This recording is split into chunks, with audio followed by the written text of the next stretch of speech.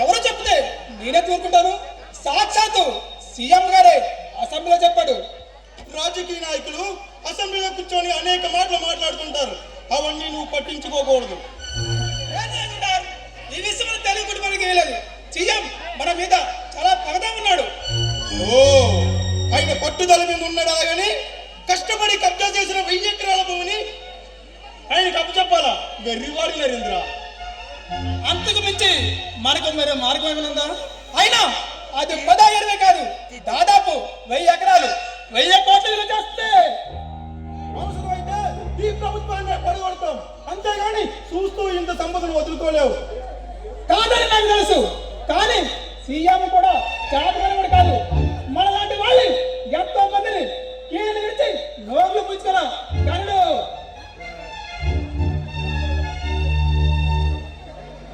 కావచ్చు, కానీ ఈ యుగంగా అందరూ లాంటి వాడు కాదు. పగబడితే ప్రధానమంత్రిని కూడా కిందకి దించగలరు. అలాంటిది ఈ సీఎం నాకు లెక్కే కాదు. ఈ సంప్రదాయం నాకు నమ్మకం యువదార్, కానీ ఇప్పుడు పరిస్థితులు అనుకోగలేవు, అందుకే కాస్త భయపడుతున్నాను.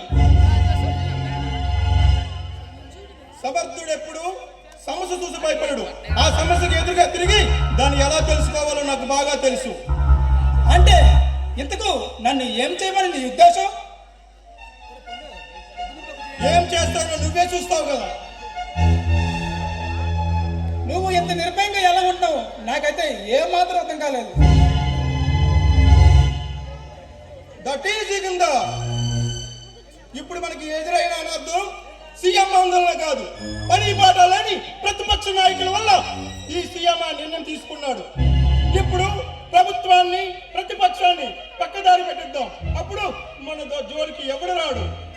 అంటే మన ఆక్రమించిన భూములకు మర్చిపోయారని మరో విషయం కోసం ఆలోచించమంటావా?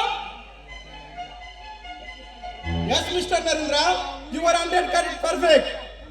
భూమి కుంభకోణం అంటూ ఒకటి సృష్టిద్దాం. ప్రజలు ప్రభుత్వం ఆ విషయం కోసం ఆలోచించేలా చేద్దాం, అప్పుడు మన జోలికి ఎవ్వడు రాడు. మనం చేస్తున్న మామూలు కుంభకోణం కాదు, 1000 కోట్ల కుంభకోణం. నరేంద్ర, ఈ విషయాలన్నీ నేను చూసుకుంటాను. ఇప్పుడు కాసేపు ఎంజాయ్ చేద్దాం.